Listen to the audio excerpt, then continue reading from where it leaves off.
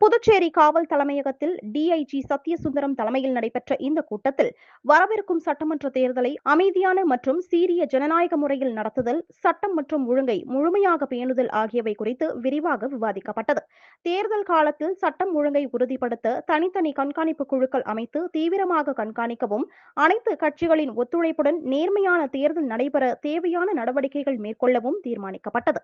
மேலும் இந்த முக்கிய கூட்டத்தில் பல்வேறு அரசியல் கட்சிகளை சேர்ந்த முக்கிய பிரமுகர்கள் கலந்து கொண்டனர்.